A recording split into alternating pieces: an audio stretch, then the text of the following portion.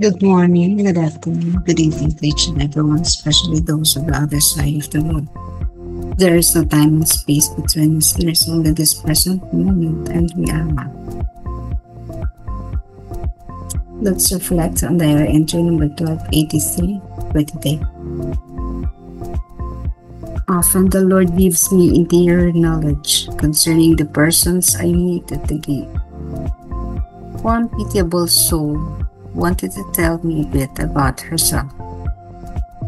Taking advantage of the opportunity, I made her understand, in a delicate way, the miserable condition of her soul. She went away with a better disposition. Kadalasan ay binibigyan ako ng Panginoon ng panloob na kalaman tungkol sa mga taong nakakasulubong ko sa talangkahan. Isang kaawa-awang kaluluwa ang gusto magsabi sa akin ng kaunti tungkol sa kanyang sarili. Sinamantala ko ang pagkakataon na ipaunawa sa kanya sa maraming paraan ang kabagabag na kalagayan ng kanyang kaluluwa.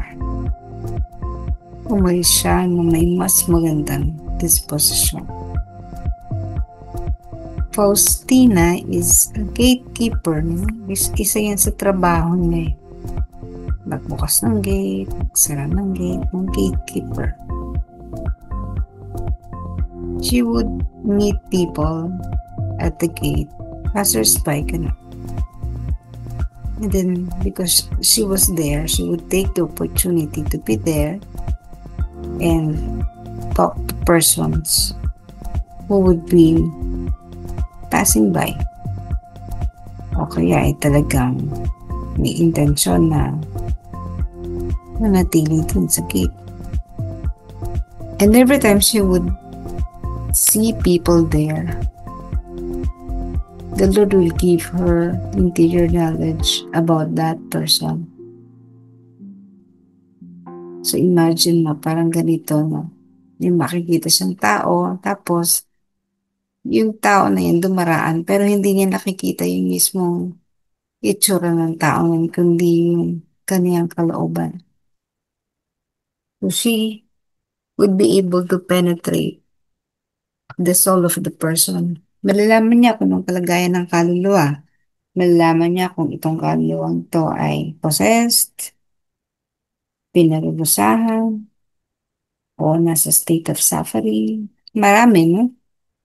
She would know that because the Lord would give her the opportunity to penetrate or to see who that person really is. So kung ito yung masamang loob, malalaman niya. Ito yung may masamang layunin, malalaman niya. Kung ito na may problema, malalaman din. That is how sensitive Faustina was. Pag may ganito kang gift, understanding or knowing the soul of the person you're meeting, it is a very big responsibility. May kaakibat itong malaking responsibilidad. Kasi nakita mo yung kalagayan ng kaluluwa. So, anong gagawin mo? Yung madalas sa atin, kung mangyayari na ito, wala lang.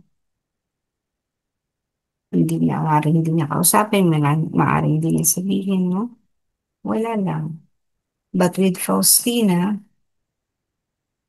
she would take that opportunity to talk to the soul, to the person, para siguro i-warn kung ano man yung pinagdaraan ng kaluluwa at dasal siya, panalangin para bumuti ang kanyang kaluluwa or magkaroon ng spiritual counseling, whatever, just to relieve the pain that the person is going through. Again, malaking responsibilidad kasi minsan magagalit pa sa tao dahil ayaw niya na may makaalam ng kalagayan. Mahirap din kasi nga, you would be infecting yourself also. Ibig sabihin, kung may pinagdaraan at hindi yung kaluluwang yun, Because she came near to the soul, there's a possibility that she would be infected with the state of the emotion of that soul. But again, she would use her opportunity to be at the to be of help. Hindi naman nabanggit dito yung mga detalye ng sinong mga taong to. Siyempre, hindi na niya yan sasabihin. But this person, nakita niya na ang kaluluwa ay sadlak na sadlak sa pagdurusa. So, iniisip ko kanina, no, paano nalaman ng kaluluwa na siya ay sadlak, no? Kasi mahirap yan sabihin sa isang tao. Hindi naman niya sinusulisit ang advice mo tapos you will be telling that state na iba kasi ito sabihin lang. Pwedeng sabihin lang halimbawa, madali lang, no? Walang problema. Pero kapag may pinagdaraan matindi ang kaluluwa, halimbawa, there's a pity of being internally down, mahirap sabihin. Pero siya, talagang ginawa niya para, ang paraan, ginawa niya yung paraan na yun, pagkakataon na yun, para ipaliwanag doon sa kaluluwa. Kung anong kalagayan nito, napakaswerte, no? Kasi may nagsabi sa kalagayan ng kaluluwa. Bagamat nakakasyak yun, no? Nakakatakot, pero at least if you were that person, you would be thankful to Jesus for telling you things. Madali nga kasi, madali nga. Sa kanya, madali na lang yan because the Lord gives her the ability to do that. Pero yung what now after seeing the soul, yun yung mahirap. But she was very charismatic when she talked to that person. Ang sabi dito, no, the person went with a better disposition. So, umayos siguro yung kalagayan niya. Sa atin, hindi naman natin kailangan na talagang parang sabihin na nagpa-penetrate talaga ang soul. Alam naman natin sa isang tao kung hindi may pinagdaraanan na wala. Makikita natin sa kanyang kinikilos. Meron tong yun ang problema, may sakit ang membro ng pamilya na whatever. Again, that gift that was given to her has a higher responsibility and accountability. Kailangan alagaan na yun. Hindi niya dapat gamitin sa hindi mabuti. Halimbawa, manghula, no? Sabihin sa tao kung anong ano, mangyayari sa kanyang kaluluwa. Medyo mahirap yun, ano?